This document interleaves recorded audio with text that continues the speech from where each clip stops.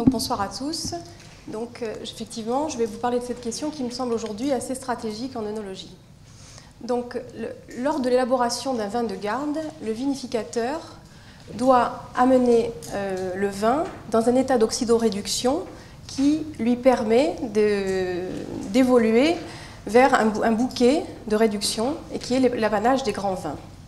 Alors par la maîtrise des fermentations et par le choix de modalités d'élevage appropriées, il peut obtenir cet état d'oxydoréduction.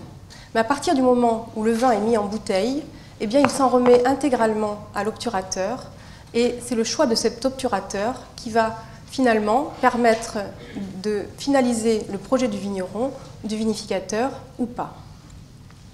Alors qu'attend-on au fond d'un obturateur ?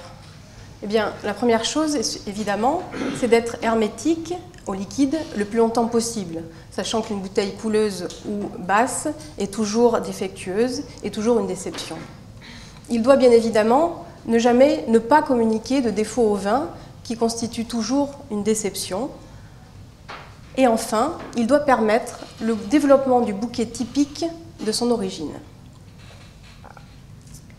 Alors, malheureusement, je pense que beaucoup d'entre vous ont déjà fait une expérience malheureuse qui consiste, lors d'un dîner entre amis, d'ouvrir plusieurs bouteilles d'un même vin et d'en trouver certaines délicieuses, d'autres beaucoup moins intéressantes. Et finalement, nous avons pu montrer, en analysant et en soumettant à la dégustation d'un jury, différentes bouteilles d'une même caisse de vin blanc, en l'occurrence un Grave 2005, que, eh bien, effectivement, bien que ce soit un vin de la même mise en bouteille, avec le même type d'obturateur, en l'occurrence des bouchons Liège, de grande qualité, eh bien, on pouvait trouver 70% des vins étaient peu évolués ou pas évolués du tout, 20% d'entre eux étaient moyennement évolués et malheureusement 20% d'entre eux étaient extrêmement évolués, extrêmement décevants.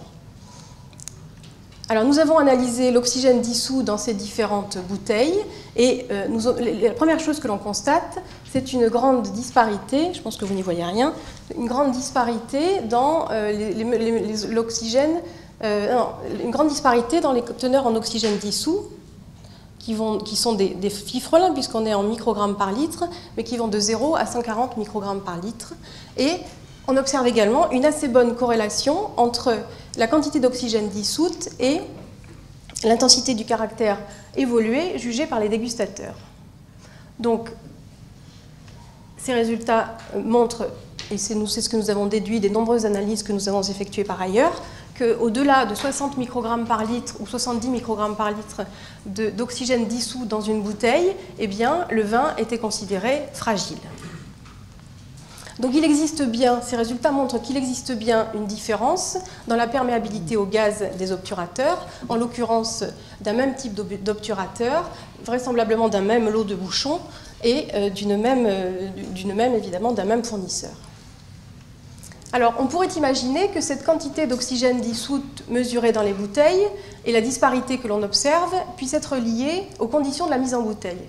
Alors, c'est évidemment la première idée qui nous est venue à l'esprit. Donc, nous avons prélevé des bouteilles sur une chaîne de mise en bouteille et nous avons suivi l'évolution de la consommation de cet oxygène.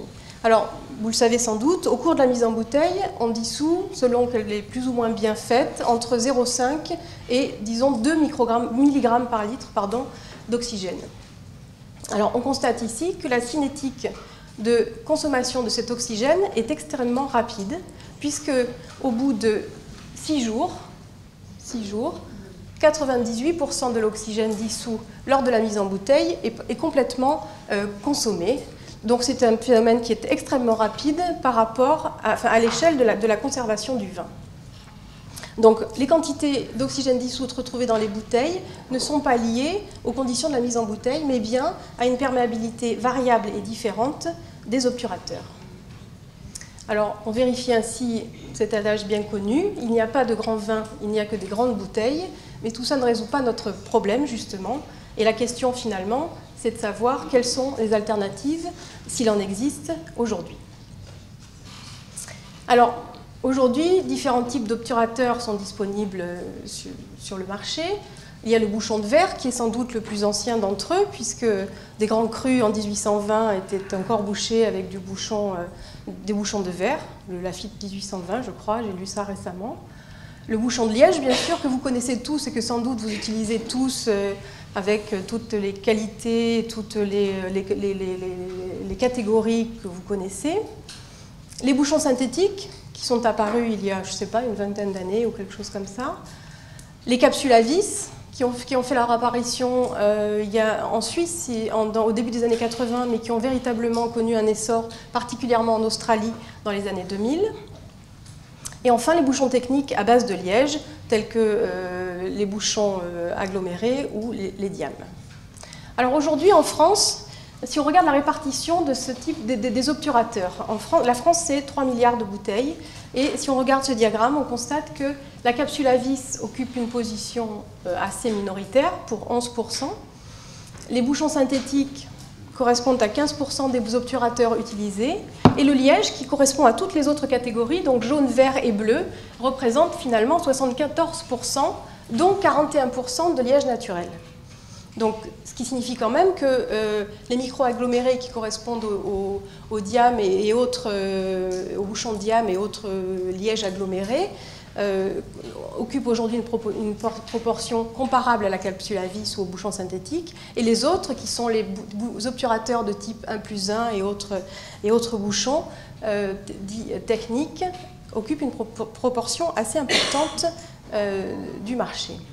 Alors si on regarde la même chose dans le monde, je vais passer rapidement, là il s'agit de 18 milliards de bouteilles, et finalement la capsule à vis occupe 25% du marché, ce qui n'est pas négligeable, les synthétiques restent à 13%, et le liège, de ce fait, est amené à, je n'ai pas fait le calcul, mais je crois 62% ou quelque chose comme ça, autour de 60%, dont seulement 20% de bouchons naturels. Alors finalement, je pense que si on regardait ces chiffres il y a seulement 10 ans ou 15 ans, ils seraient assez différents. Et je pense qu'aujourd'hui, malheureusement, ou heureusement, je ne sais pas, eh bien, on se tourne vers des obturateurs qui sont différents. Alors, finalement, nous avons essayé de comprendre et de vous aider, de nous aider à choisir un obturateur adapté au type de vin que l'on souhaite élaborer. Alors pour cela, nous avons testé différents obturateurs possédant a priori des perméabilités au gaz différentes sur quelques vins blancs et rouges, de Bordeaux en l'occurrence, présentant une aptitude variable à la garde.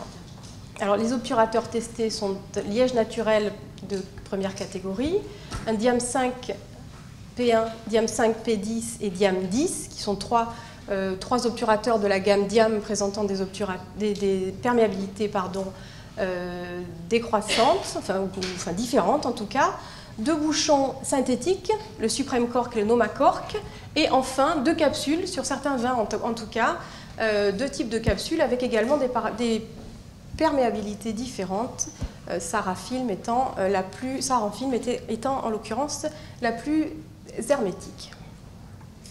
Alors nous avons testé, je vais vous présenter seulement deux vins rouges et deux vins blancs. Donc nous avons testé un vin blanc de Bordeaux avec une aptitude supposée à la garde assez courte, puisque ce sont des vins qui sont vinifiés pour être consommés assez rapidement. Et c'est un vin de Sauvignon essentiellement vinifié en cuve. Et un autre vin blanc, le Château du Sartre, d'une appellation Pessac-Léognan, vinifié lui et élevé en barrique, présentant également une majorité de Sauvignon. Ce sont des vins du millésime 2007 dont la mise en bouteille a été effectuée en mai 2008. Les vins rouges sont également des vins rouges présentant une aptitude à la garde différente. Le vin rouge du Château d'Aurès est un Bordeaux élaboré en cuve avec une majorité de Merlot, et le Château Reynon est un vin de Merlot majoritairement également, mais vinifié et élevé en fût pendant 12 mois. Donc nous avons effectué un certain nombre d'analyses, oxygène dissous, SO2 libre, glutathion, etc. Nous avons dosé le marqueur de l'arôme fruité des vins blancs, avec le mercaptohexanol, qui a un arôme de pamplemousse, pour suivre l'évolution de l'arôme fruité dans les vins blancs. Et puis, nous avons suivi les marqueurs spécifiques du vieillissement oxydatif, ou en tout cas défectueux, des vins blancs et des vins rouges, avec le sotolon, qui est le marqueur du vieillissement défectueux de l'arôme des vins blancs, et la méthyl 3,5-nonanedione, dont Alexandre vous a brillamment parlé. Et donc les analyses ont été effectuées au début tous les 6 mois, puis avec une fréquence de 1 an, et ce, depuis 4 ans. Donc je vais vous présenter les résultats les plus singuliers qui concernent l'oxygène, le SO2 libre, l'arôme fruité et l'arôme de vieillissement oxydatif sur 2 vins blancs et 2 vins rouges. Donc les vins blancs, nous commençons par le château du Sarthe, donc, qui, je le rappelle, est vinifié et élevé en barrique. Donc si l'on regarde les teneurs en SO2 libre sur les différents obturateurs testés, eh bien, les analyses sont présentées après 48 mois. On constate dans un premier temps que après 48 mois, les teneurs en SO2 libre sont toutes inférieures à 15 mg par litre, quel que soit l'obturateur. Donc là, effectivement, le vin n'est plus extrêmement bien protégé, mais après 4 ans, c'est assez normal. Les valeurs les plus élevées sont retrouvées dans les échantillons diam 10 et diam 5P1, dans cet exemple, ici, là. Ça, c'est la seconde chose qui est assez remarquable. La modalité suprême cork, après 48 mois, ne contient plus du tout de SO2 libre. Et enfin, les écarts-types mesurés pour les échantillons liège naturel sont extrêmement élevés, et ce sont les seuls. Et finalement, c'est bien malheureusement ce que l'on peut, entre guillemets, reprocher au liège aujourd'hui. Ça n'est pas sa qualité, c'est son hétérogénéité qui fait que d'une bouteille à l'autre, malheureusement, on ne peut pas avoir le même goût. Et c'est pour ça qu'entre amis, on préfère ouvrir un magnum que différentes bouteilles pour être sûr de partager le même plaisir. Ou des plaisirs, mais en tout cas partager quelque chose de commun. Si on regarde maintenant l'oxygène dissous, on s'aperçoit que après 4 ans après la mise en bouteille, eh bien, il y a malgré tout des teneurs en oxygène dissous qui sont pas élevées, mais qui sont de l'ordre de 40 microgrammes par litre, si l'on exclut la modalité suprême cork, parce que de fait, elle n'avait plus de SO2 libre, mais elle a 4 fois plus d'oxygène dissous que n'en avaient les autres. Et je vous ai dit tout à l'heure qu'à partir de 60 ou 70 microgrammes par litre, dans cette zone-là, eh bien, on commence à être un peu fragile, ce qui n'est pas, ce qui ici se vérifie.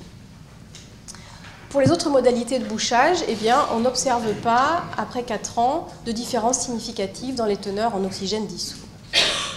Si l'on regarde maintenant l'évolution oxydative de l'arôme de ce vin, après 4 ans de mise en bouteille, bon, on n'attend pas non plus une garde absolument éternelle de ce vin, mais les choses qui sont frappantes, et j'ai choisi de vous présenter là les résultats obtenus après 2 ans, puis après 4 ans, parce qu'il y a une évolution qui est intéressante. Au bout de 2 ans, on constate que le liège naturel est la modalité la plus imperméable de diam, c'est-à-dire le diam 10, ne renferme pas du tout de sotolon, ici, pas de sotolon du tout.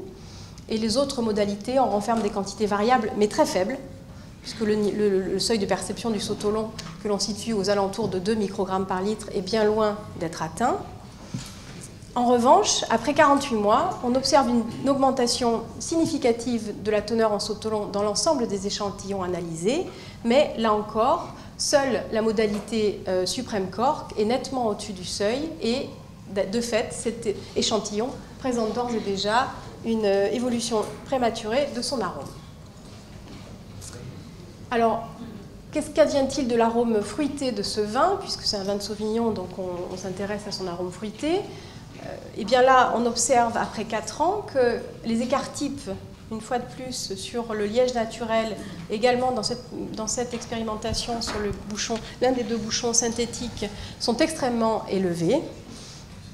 Et les concentrations en 3MH mesurées dans les autres échantillons ne sont pas significativement différentes. Il faut quand même remarquer qu'à ce stade, ce vin qui avait un niveau de sotolon proche du seuil, à mon avis, n'en a plus pour très longtemps non plus, parce que le niveau de l'intensité du caractère fruité est faible, puisqu'on est à 100 microgrammes par litre de nanogrammes par litre de mercaptohexanol, c'est-à-dire qu'on s'approche de la limite, du seuil, c'est-à-dire de la limite de détection. Donc il n'a plus beaucoup de fruits, il n'a pas encore beaucoup de sotolon, mais je pense qu'il n'est plus vivant pour très longtemps, donc il faut en profiter maintenant. Alors ces vins, nous les avons ensuite soumis à une dégustation, bien évidemment, puisque c'est toujours final. C'est ce qui nous intéresse en dernier recours. Et donc nous soumettons les échantillons à un jury de dégustateurs en leur posant 2 questions. La première étant de noter l'intensité du caractère oxydé sur une échelle de 0 à 7, et ensuite nous réalisons la somme des rangs, puis ensuite de classer les échantillons par ordre de préférence. Et les résultats obtenus montrent que, de façon qui n'est finalement pas très surprenante après avoir vu les échantillons, les analyses, eh bien, la somme des rangs la plus élevée, désignant donc le caractère d'évolution jugé le plus important par les dégustateurs, correspond à la modalité de bouchage suprême cork, et les valeurs les moins élevées à l'échantillon diam 10 pour cet échantillon, pour ce vin. Donc là, je vous présente rapidement les résultats obtenus sur le vin supposé avoir une garde moins longue et vinifié dans cet esprit. On constate là que les SO2 libres, donc sur le château d'Aurès, sont assez comparables et relativement élevés après 48 mois de conservation en bouteille, et que seules les modalités les plus hermétiques diam 5, P1 et diam 10 de la gamme diam présentent des teneurs qui sont encore susceptibles de protéger le vin. L'oxygène dissous, si l'on tient compte des écarts types, n'est pas vraiment, les écarts ne sont pas significatifs, et la teneur moyenne est de l'ordre de 30 microgrammes par litre. Il n'y a pas là de résultat discriminant. S'agissant du Sotolon, finalement, si on regarde après 24 mois seulement, on constate que les obturateurs les plus hermétiques de notre expérimentation, c'est-à-dire les 2 capsules et le diam 10, renferment les teneurs les plus faibles en Sotolon. Elles sont de l'ordre de 0,2, c'est-à-dire véritablement des traces, et aucun échantillon à ce stade-là n'atteint le seuil de perception. En revanche, après 48 mois, les écarts observés ne sont plus significatifs, et chacune des modalités a largement dépassé le seuil de perception. C'est-à-dire que dans cette expérimentation, on n'observe plus de différence, mais tous les vins ont subi une évolution oxydative, ce qui montre quand même que quel que soit l'obturateur, si le vin n'a pas d'aptitude à la garde, il ne pourra pas la lui conférer. Alors, si on s'intéresse maintenant à l'arôme fruité, eh bien, on constate que les valeurs sont faibles, mais que là encore, eh bien, c'est le diam 10 qui, après 48 mois, avec les capsules, les 2 capsules, renferme les quantités les plus importantes, même si elles sont faibles, de mercaptohexanol, c'est-à-dire que c'est dans ces échantillons que l'arôme fruité est le plus intense. Les résultats de la dégustation sont les suivants. Elle a été réalisée dans les conditions identiques à la précédente que je vous ai décrite.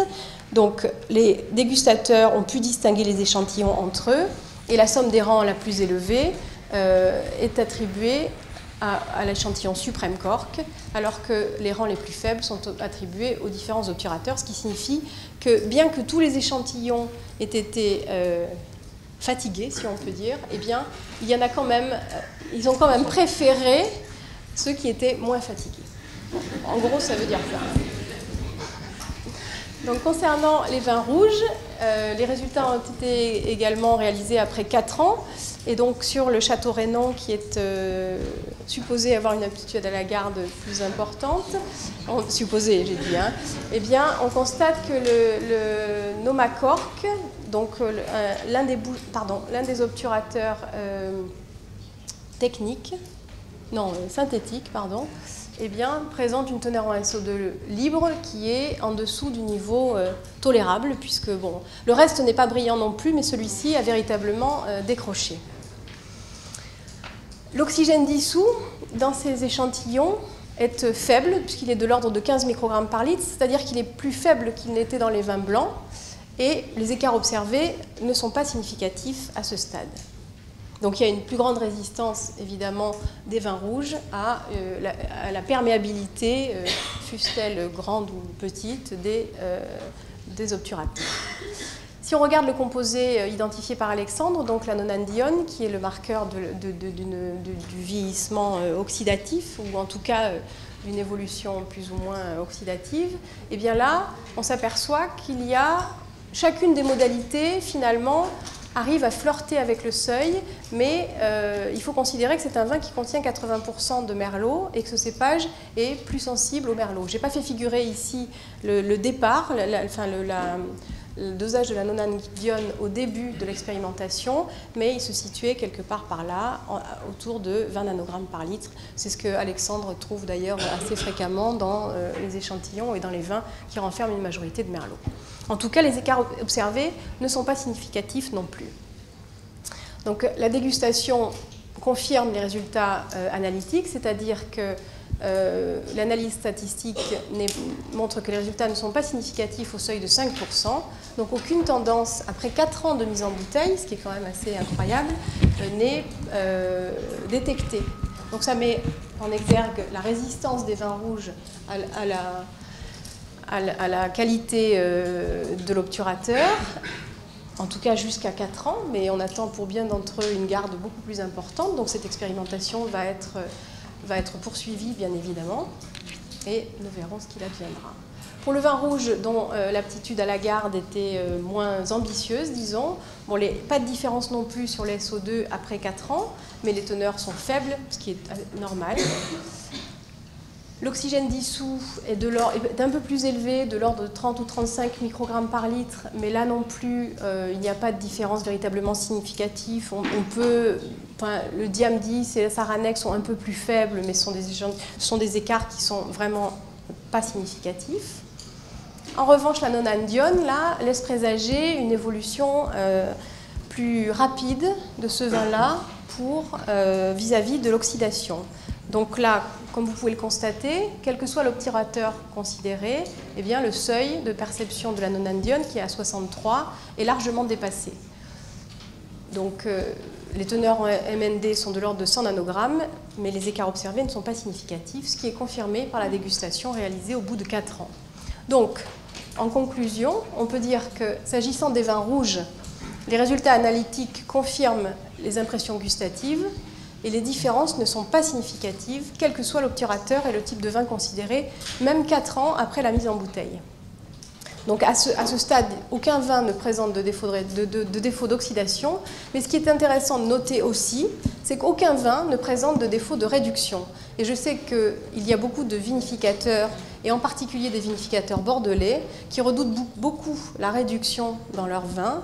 Et finalement, que ce soit des vins, je ne vous ai pas présenté tous les résultats, mais qu'il s'agisse de vins majoritairement cabernet ou majoritairement merlot, avec une aptitude supposée à la garde plus ou moins longue, eh bien à aucun moment, aucun des dégustateurs n'a jamais détecté de défaut de réduction. Donc il semble qu'il n'y ait pas d'obturateur trop imperméable qui puisse générer un problème de réduction. Dans le cas des vins blancs, les analyses chimiques et organoleptiques sont bien corrélées. Le potentiel de garde est mieux préservé dans les modalités correspondant aux obturateurs les plus imperméables.